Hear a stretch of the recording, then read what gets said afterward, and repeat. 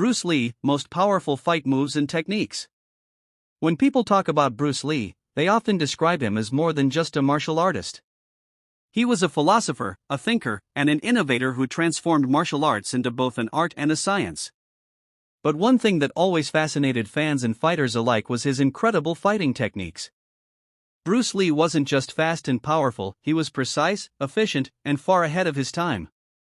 In this story, we'll dive deep into Bruce Lee's most powerful moves, the techniques that made him legendary, and how his philosophy shaped every strike, every kick, and every counter. The birth of a new fighting style. Bruce Lee grew up studying traditional martial arts like Wing Chun under the famous Ip Man. But over time, Bruce realized something important: traditional styles were often too rigid. They had rules, forms, and patterns that didn't always work in real-life combat.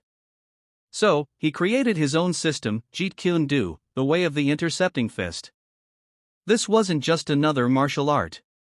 It was a philosophy that focused on speed, directness, and efficiency.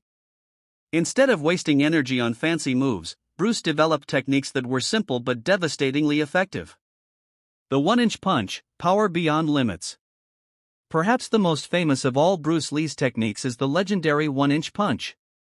Imagine generating explosive power from a distance so short that your fist is only an inch away from your opponent's chest.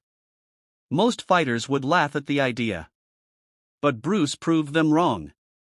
With a snap of his hips, the torque of his waist, and the focus of his entire body into one strike, he could send men flying back with just a flick of his arm. The one-inch punch wasn't about muscle, it was about perfect body mechanics. This move shocked the world. It showed that power doesn't always come from size or strength, but from technique, precision, and focus. The sidekick, Bruce Lee's signature weapon. Another deadly weapon in Bruce Lee's arsenal was the sidekick. Many martial artists consider it one of the strongest kicks in combat, and Bruce perfected it like no other. When he launched his sidekick, it was like being hit by a truck. He used it not just as an offensive tool but also as a defensive strike, stopping opponents in their tracks before they could even attack.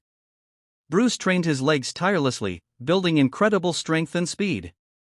He would practice by kicking heavy bags until they tore off the chain, and he even used wooden dummies to strengthen his power. His sidekick wasn't just about force, it was about timing and placement. A perfectly timed sidekick could end a fight in seconds. The intercepting fist, the heart of Jeet Kune Do. The name Jeet Kune Do literally means the way of the intercepting fist. This technique reflected Bruce Lee's belief that the best defense was a strong offense.